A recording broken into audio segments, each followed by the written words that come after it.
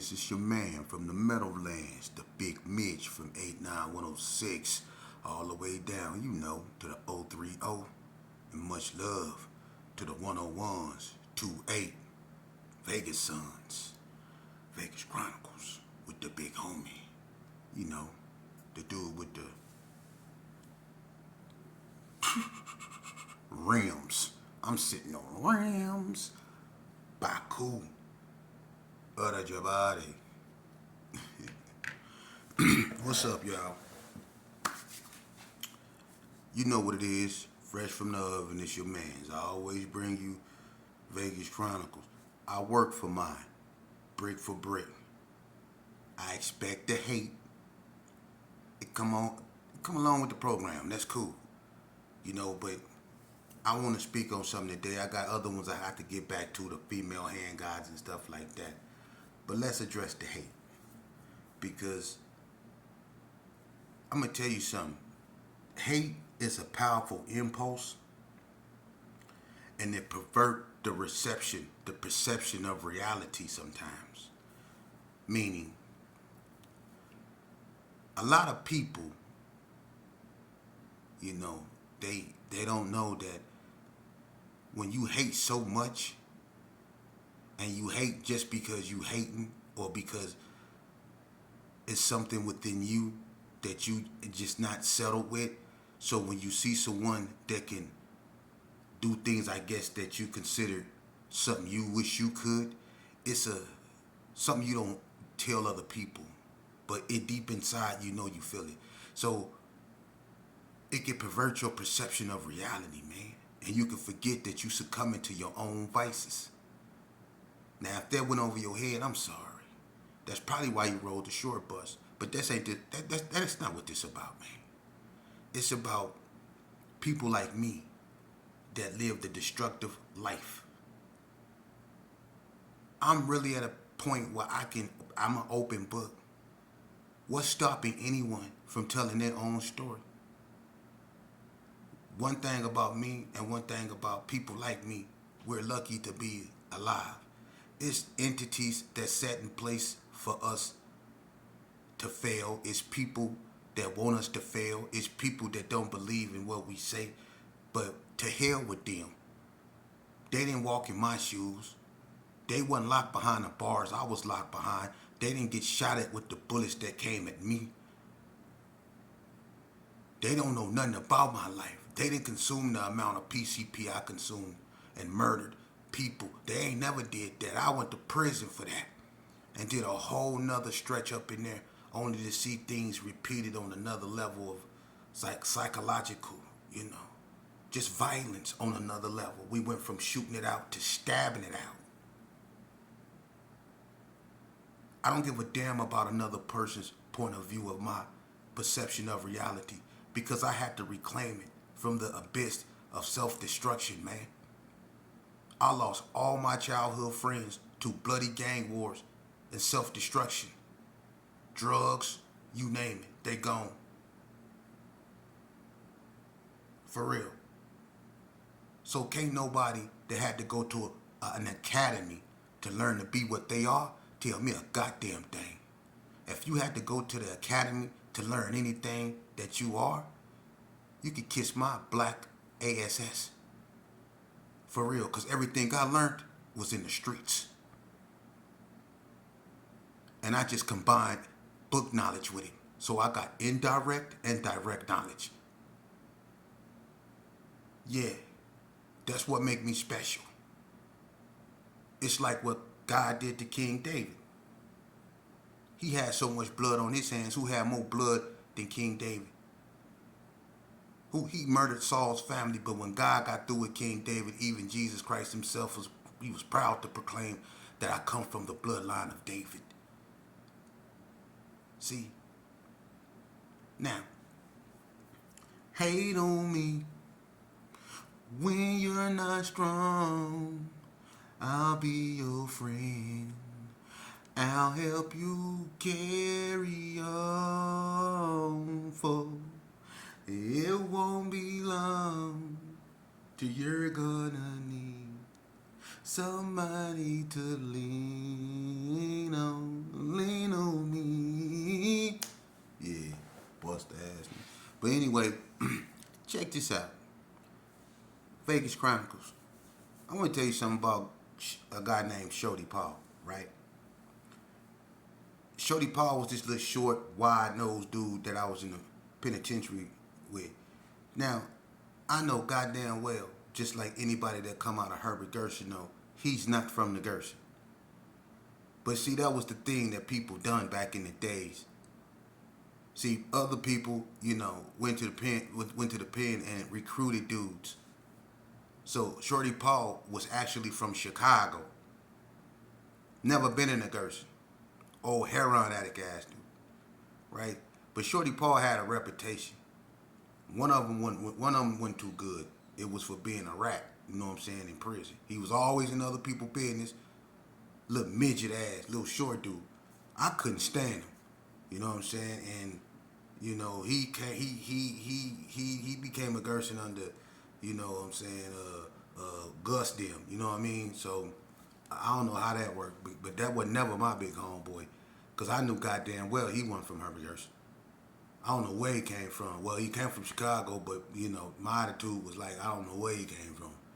But on this particular day, Shorty Paul was doing his thing, getting this little whatever in, just like everybody else at High Desert, And High Desert had changed because it wasn't open like it used to be. High Desert was wide open, but after the ride with the Mexicans in 2004, and after the death of a Mexican, a Sereno, they went to a controlled movement thing, and everybody was just locked down, and it's still that way to this day. But Shorty Paul was, doing what he do. He was always in people business, so, things got hard up in there. The drug flow got kind of scarce. People wasn't having dope like they used to, you know what I'm saying? So, and it was hard to get to the people that did. So if you had homies that was doing their thing, it was hard to get to them because we was locked down, so it was bad. People was doing bad, man. So, Shorty Paul was going out there, doing his little thing, getting whatever he was doing, bringing it back, and, he was doing his thing.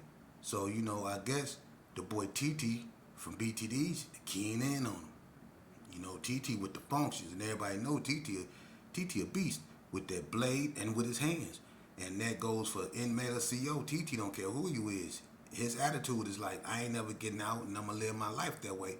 So TT didn't play, man. But TT, and a few more, Terminator and all them, they keying in on Shorty Paul one day, right? And they decided they gonna let him go out there, hit, and then they gonna go in his room and they go take what he had, right? So this is at High Desert, man, and this at in Unit 5, and I think 5AB, and then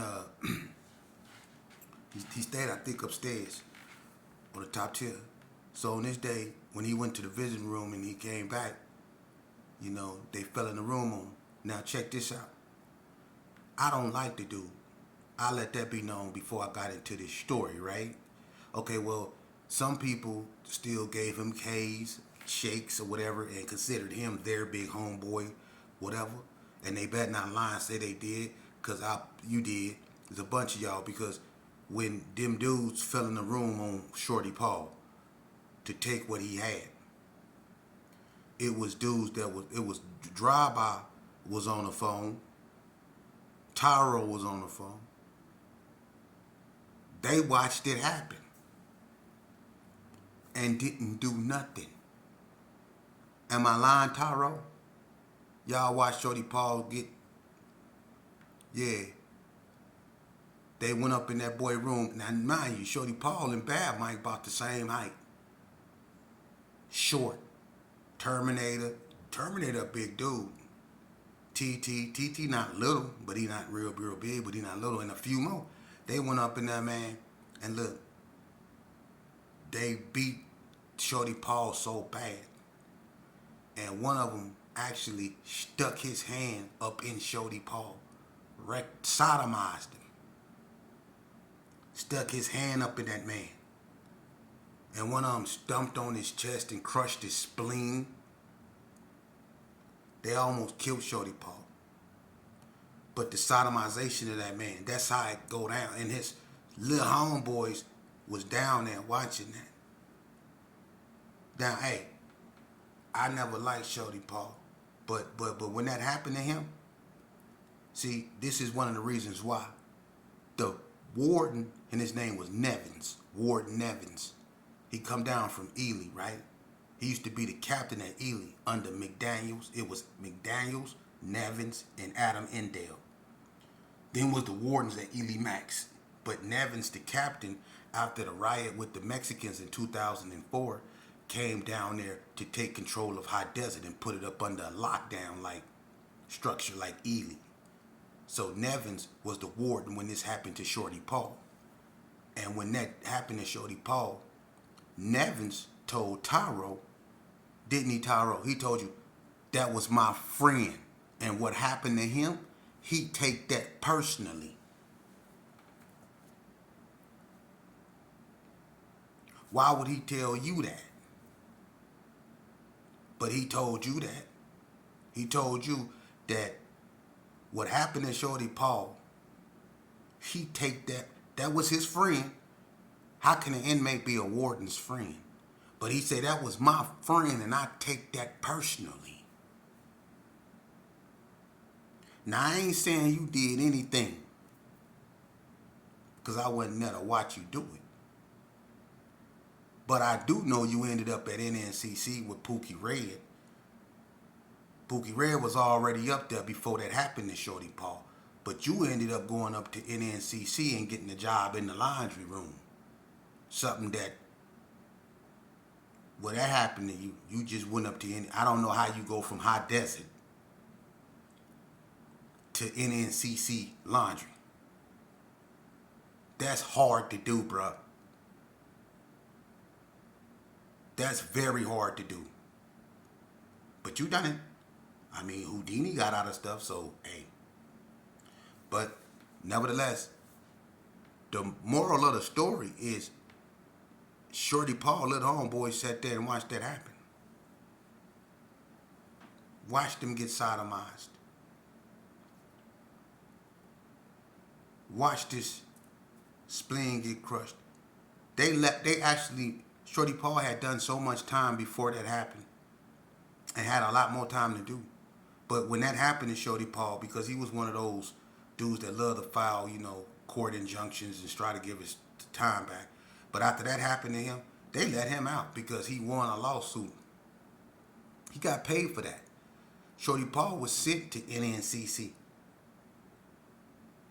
And he used to talk to Tyro, Pookie Red, Greedy, Shy Baby, Lonzo. I came up there afterwards.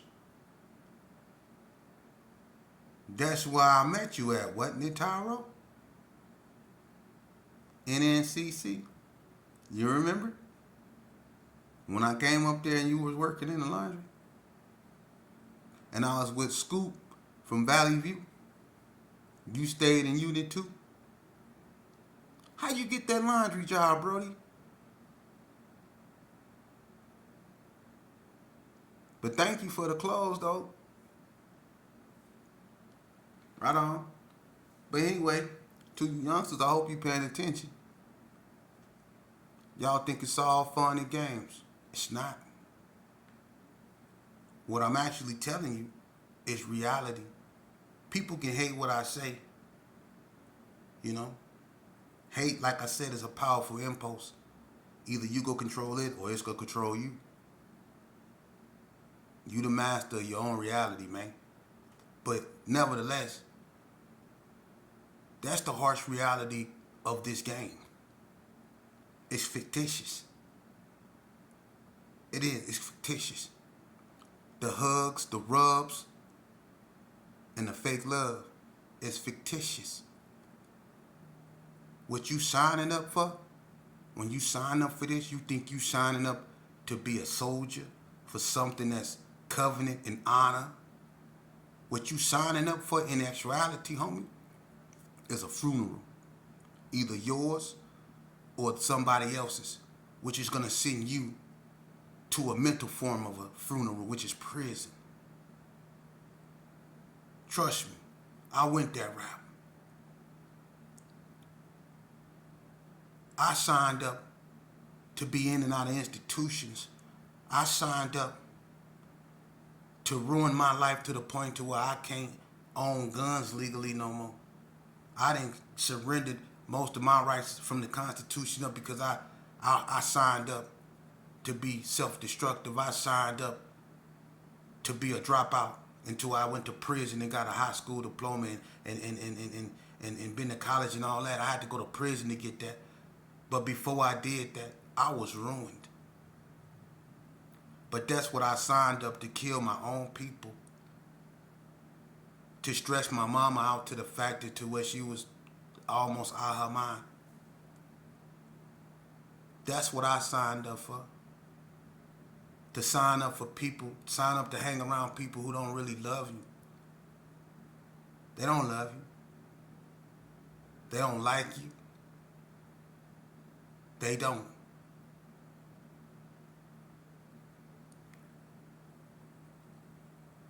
Look, take it from me. They don't love you, man. I'm going to tell you why. Because if they love you, why would they want you to go where they been when they know what goes on up in there? If you ain't never been there, why would they still try to get with you to send you there? That's what you signed up for? Let me explain something to you, man. I was in there 20 long years. Long years. I didn't get out and come back like a bunch of these dudes did. They just got out and came back for short stints because they wasn't catching them type of cases. They was getting out and coming back. Some of them was getting out and coming back for catching multiple domestic violences. It wasn't because they was on some gangster stuff. Not at all. A lot of them came up in there for fighting their baby mamas. A little bit too much.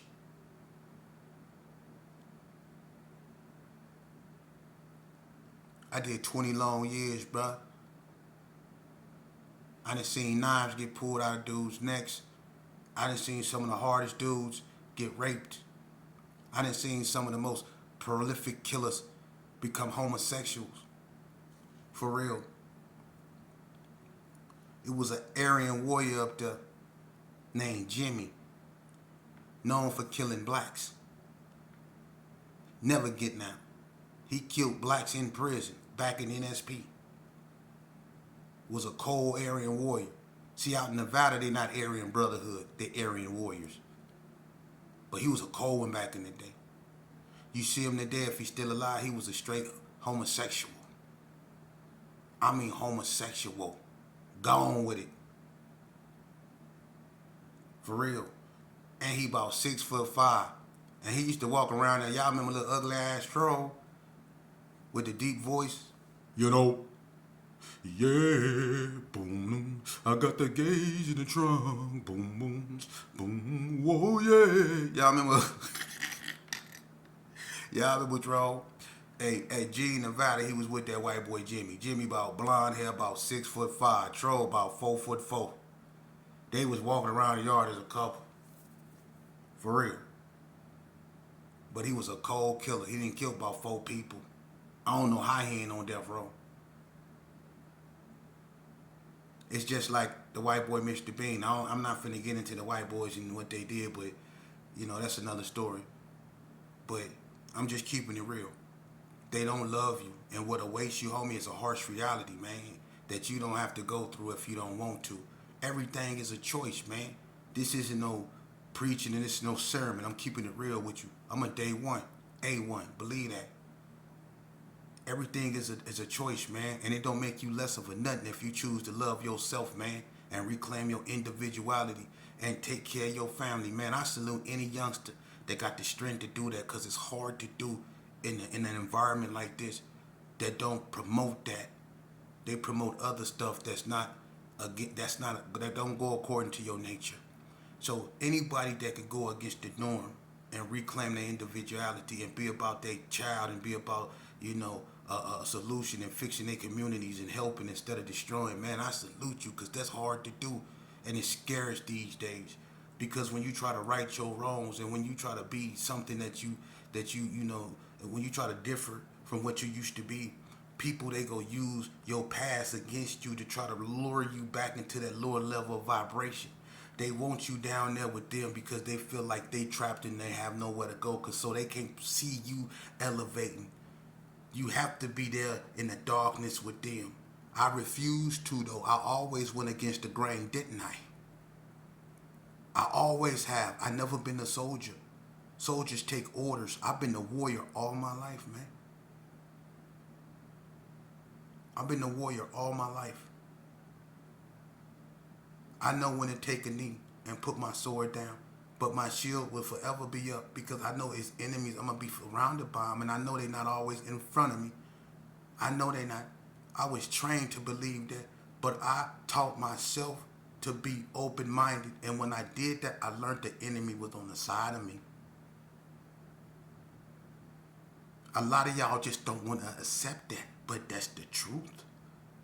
A lot of times, it's harsh reality that brings us to the conclusions that our worst enemies is on the side of us. It do. And then, I'm going to tell you something about another enemy. One you're not designed to defeat, and that's the enemy within you. Because when I went up against me, that was the worst goddamn enemy I ever faced, and I'm still fighting them to this day.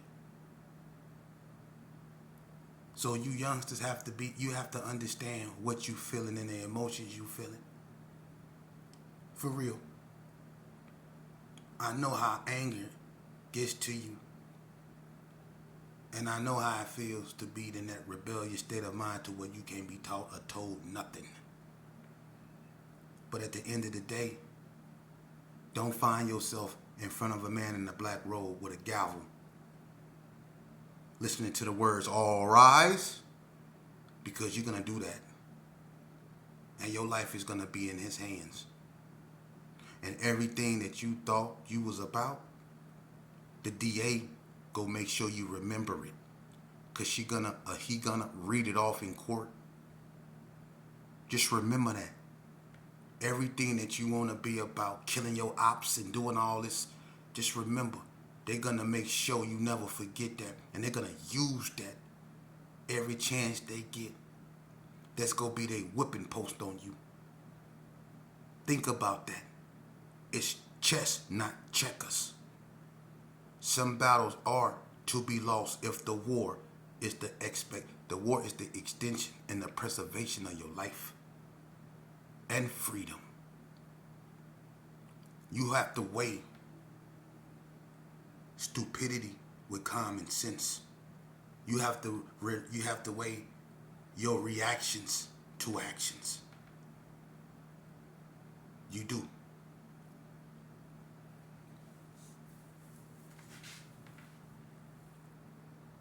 You know, I can go back and forth with people about what's this and what's that. That's not my mission. It's to educate the youth on where they headed. I know where they headed. I done been in every hole. You don't go, listen, the only thing past HRP, which is high risk prisoner, is death row. Alright? And HRP is where people like Pat McKenna reside. Jeremy Sturmeyer. Y'all remember him. See? You don't want to go there, man. It's people on death row with looks on their face that you don't want to go there. What's gangster? It's being out here in the free world, being able to do what you want to do with your children and your family, your real family, raising your seeds. Do that. Hanging with the homies, that's played out. Because we all from every hood found out that everybody we hung with wasn't our goddamn homies. And if we can go back in time, it's a bunch of dudes that we would just not mess with. It's dudes from every hood that feel like one way or another. It's dudes from every hood that feel like. And there's a bunch of these youngsters out here that's lost because their fathers is dead and they gone. I know, we wiped out our whole generation. Their fathers is dead and gone. They have no father figure, so they lash out by saying, I don't got no OG. We got a lot of work to do, man. We got to step up as father figures, man, and pick up the slacks, man, and be empathetic to the women. And let's stop the trend, because it seems like it's two places they get dressed up to go, and that's to the club and to a funeral. And that's sad. They used to get dressed up to go on vacations, to go to Little Springs, to go to, Hush Puppies, you know. Now they just get dressed up to go to the post and to funerals. That's sad. That's sad. And the father figure, he gone, he dead, or he strung out. Man, I ain't finna sit here and preach to y'all. Y'all know what's happening. So when I bring y'all these tales, they straight from the trenches, my brother. Because when you walk through Vegas Heights, just know all them youngsters over there is dead and gone. Do roll call in Vegas Heights. All those youngsters. I grew up with them. 90% of Vegas Heights, and that's a big area full of houses. Twice the size of the girls. It's the big area. It goes from Cary back to Lake Mead, all in between them. Revere and Martin Luther King, Cary and Lake Mead sits Vegas Heights. You walk through there, all those brothers